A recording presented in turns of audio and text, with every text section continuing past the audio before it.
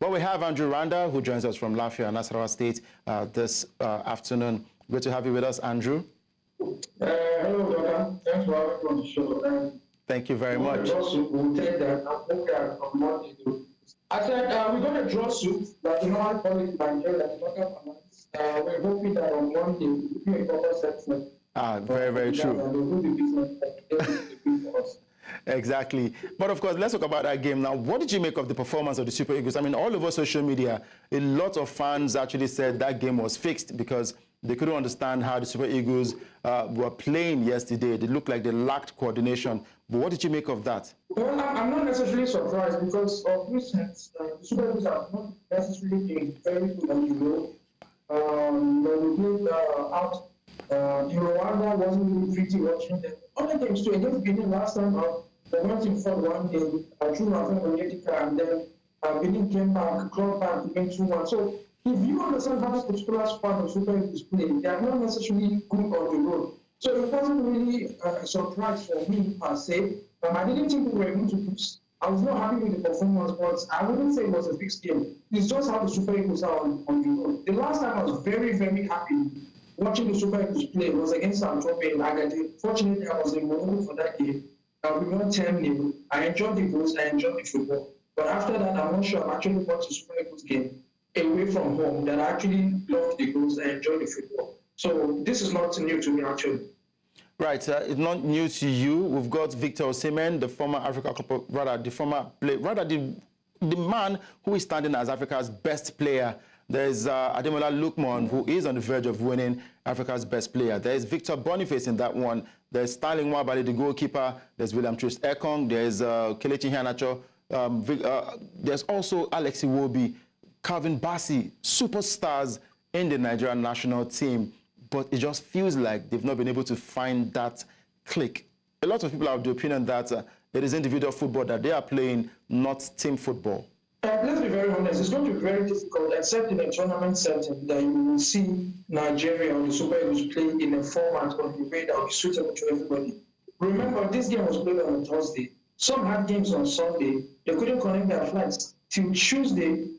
So they only had 1 or 2 training sessions for this game. And club football is a little bit different from national team football. You go away for a month, 2 months, and then you come back and you have to start all over again. One at your club, that's what you do. That's how you feed yourself. So every day you're on the pitch practicing the coach's tactics. So even though they are individual stars in their own right, collectively, as Nigerians, when they come here, they don't play the kind of sweet football that you love to see them play. Again, in their clubs, they play as a unit. Here, it's more like individual, except when you spend like a week or 2 together, then you begin to have the kind of cohesion that you would expect from the team. So it's very difficult. But again, when you look at the players individually, you see that, yes, these are the players we normally watch, but for them to come together as a team and actually play to how Nigerians are used to is a little bit difficult. I think we're spoiled for choice, and we're spoiled in the sense that we still hold the memories of USA 94, the Olympics, in our minds, and that's what we're carrying forward to 2024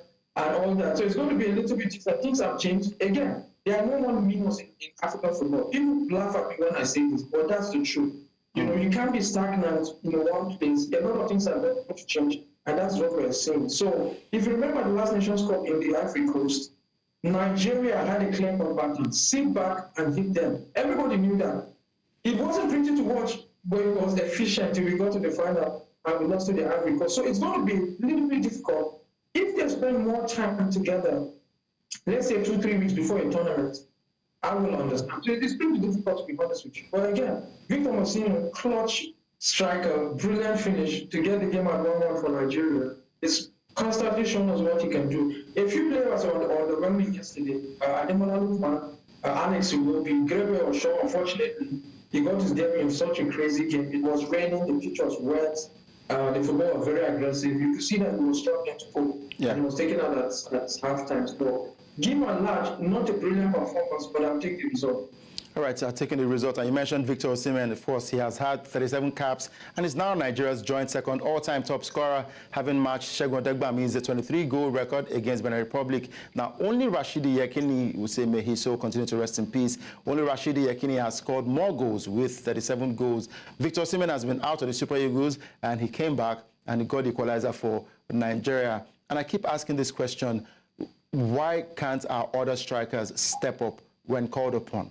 Well, it's a question I've asked myself. But again, this is what I think. For every generation, there's that guy that carries the team. Rashid Ekini did it in his own era.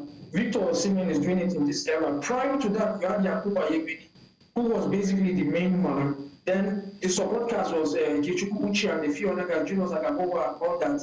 But Ayebini was the main man. So for every era, for every generation, there's going to be that one striker who will come through clutch for Nigeria all the time. And then the others will come in like Ademola Lookman and Victor Boniface has not scored yet, but I think he will bring that for Nigeria moving forward and all that. Again, yesterday was a milestone for William Troost-Ekong and Moses Simon. Both hit their 75th cap for Nigeria to go to the 7th in the all-time appearance list for Nigeria. Moses Simon has 9 goals for Nigeria, 15 assists, while William Troost-Ekong has 1 assist and 7 goals for Nigeria. Brilliant for a defender.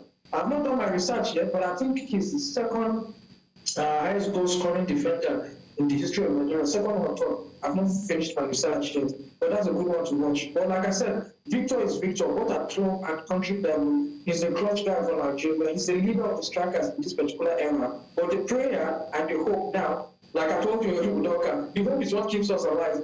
We're hoping that other strikers will actually come to the fore and support Victor. So imagine if Victor didn't score yesterday, we probably would have lost because none of the strikers looked as if they were actually ready for the business there. So I'm just praying and hoping that as time goes on, some of them will step up and be like a support cast for Victor Osimhen.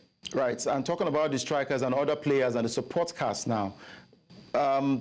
If you were the manager, if you were the president of the Nigeria Football Federation, would you still give an invite to certain players, most likely the likes of Kelechi Iheanacho in that team, Sadiq Umar? No. I would definitely do things very, very different. For me, there are a few strikers I've seen in Europe that I think that can be key for this team moving forward. Remember, the Nations Cup is somewhere between December and January next year. So there's a whole time for us to try and integrate players. I was about writing an article about this. We've got Tolu Arokodare, who is the top guy. 8 goals in 13 games for Genk in Belgium. Gibbs Orban has not necessarily been playing, but he's the type of striker that we need in Nigeria. Victor is a big target man. You need a striker that is a bit bullish, low center of gravity that can go at defenders, create a bit of space for Victor Osimhen, and that's where Gibbs Orban, in my opinion, can come through. We've also got Cyril Dessers. I think he has something to prove still in the national team.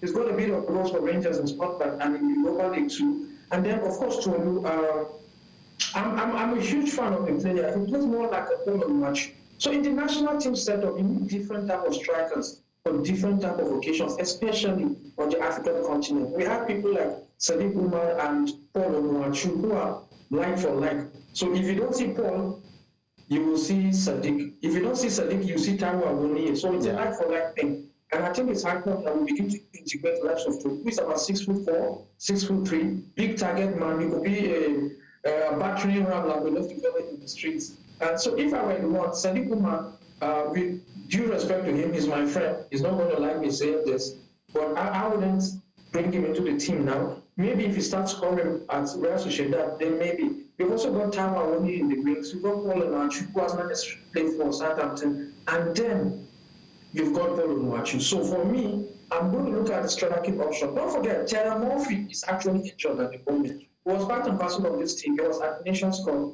and all that. So we've got a platoon of strikers here and there. But if I were the one, this would be the time for me to start building a Orban from Lyon and Tolu Arokodare in the team. Between now and November, December next year, they will have been comfortable with the team. They probably will have scored their first goals for Nigeria people take, and then we can move forward from that. So if I were the, I wouldn't expect the NFL president to call up players, but if I was the coach, that's the way that I'm going to follow. Right, rightly said right there, of course. And again, for the Super Eagles of Nigeria, there was also a report that they had the windows of their buses smashed after that game against Benin Republic. And I'm wondering, must fans always react this way? Yes, the Super Eagles did not have a great performance against Benin, but they were able to snatch a point in that one, which they needed to qualify, although Libya had already done us that favor by beating Rwanda and have qualified. But most fans always react in a very, very disturbing way, in as much as some of them have said that these are the ones that went to play bets that Nigeria was going to win over 2.5 but of course, it didn't happen for them. So with anger, then boss window. I'm not sure of that particular information. What I gathered again is that there are two information that's gone out. One is that fans stoned the true stones and pebbles at the bus, and the other one was that the driver trying to navigate his way outside the stadium, because there were a lot of fans that were trying to get to the players, maybe to bring them autographs or whatever. He had to meander his way and hit something that broke the glass of the car. So there are two. I've not spoken to any of the players. They should be landing or have landed in the Euro right now. So I'll probably speak to one or two of them. But there are two stories. Now, one is that somebody threw a stone or some pebbles at the bus, and the other one was the driver was trying to meander his way across so that the bus can actually pass and take them back to the hotel. And so he hit something that actually broke the window of the bus. So those are the two things. I don't know which one is correct, but again, I totally understand where you're coming from. Fans need to understand that football is football. There should be no place for violence, whether you're betting or not, whether it's 1.5 or 3.5. There should be no violence. People should be able to go to the stadium, enjoy the games, and go back home to their families. I should be able to take my kids to the stadium, have fun, wherever it is, and go back home safely. So that's what we're advocating. Unfortunately, last weekend we saw something like that between Plateau United supporters and Rangers. The NPFL came out with some declarations of some bans here and there. So it's really, really not nice, and I hope that as we go on, we'll see less and less of this. All right, of course, we would love to enjoy our football, and we want to go to the stadium and enjoy watching a beautiful game of football. But before I let you go, Andrew, I want to ask you this question.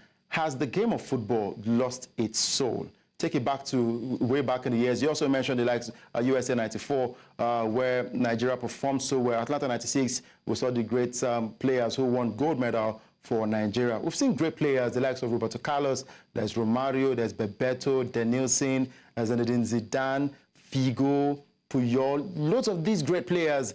And coming down to 2025, you can hardly mention players that can actually stand up and match the legends that we had in the game. So I'm asking, because I saw a post where Ronaldo de Lima said he has really stopped watching football. He'd rather watch a game of golf because football is now plastic. No player has that flair. But has football really lost its soul?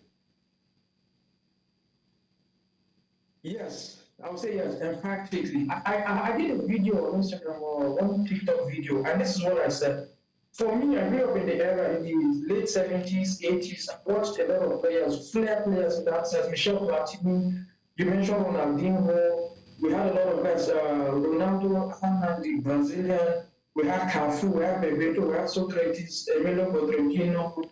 We had Jorge Valdano. A lot of players, Roberto Baggio, Christos Stoichkov. I can go on and on. Those are the players that I grew up with. We were allowed to express ourselves on the pitch. And it was one of the reasons why I fell in love with this game in the first place. Unfortunately now, football has changed. There's a business part of it, and there's a systematic part of it where you have to play to a system. The number 10 role is beginning to go extinct. We don't see the likes of Mesut Ozil again. Ginger Okocha will play in this team now. Ginger Okocha will have a terrible time playing in Europe right now because the flair players are not being encouraged. You have systems where Pep Guardiola wants to play with a false nine. This person wants to play a 3-5-2, where two of the attackers will drift to the wide areas. There are things that I know people say that the most constant thing in life is change. But this kind of change is not the one that I actually like. I put in a 2-minute or 3-minute video speaking about how football has lost its soul, how you just watch the game because you're passionate about the game, but you don't see some of these golazos or some incredible triples games. So that's what guys like Osimhen Dembele and the rest of the guys are just peripheral players. When you have the likes of even other guys in Arsenal, there's a little bit of change there. You have people like Declan Rice and Partey. Those are the big. Rodri won the Ballon d'Or. On a normal day, people like that back in the 90s and 80s wouldn't necessarily make this kind of awards. It's either Ronaldo or Messi because of the flair or whatever. But right now it's a little bit different. I know the younger ones like it, but older folks like me don't necessarily like it. I still love the football, but I wish it was a little bit better. When I go out to watch street football, I'm much happier than watching Arsenal and Man U or Manchester City and Bournemouth. Because there you see all of the generated football. You see kids express themselves. You see kids play with the ball. The freedom is there. The smile is there, the laughter is there, but unfortunately, you do not find that the national team of club football again. I have a lot of fantastic young players in and around me, but it will be very difficult for them to break into the mainstream because of the type of players they are. There's a player in Miss Paris and Jos, it's David. His name is David. He's number 10. He's quite stocky and short. Fantastic ability, but I know in my mind that it will take something incredible for this guy to make it in Europe. But we're just praying that as the change has swept in the next 10 years, we've got another change where the flow will come back. And then guys like Tuso and the rest, Mohamed Salah, will begin to see more of them. These guys, in the next 5 years, Mohamed Salah will not do anything again. Flair players will be gone. You don't know what's on the pitch. It's unfortunate, but that's the way it is. All right, unfortunate, but of course that is just the way it is with our football right now. The older fans are beginning to not love the game anymore the way we used to love it back in the day. But thank you very much, Andrew Randa, for joining us today. And of course, we look forward to having you again. I know there was a conversation we had one time in a group, but I'd say thank you very much. You know what I'm talking about. Thank you for joining.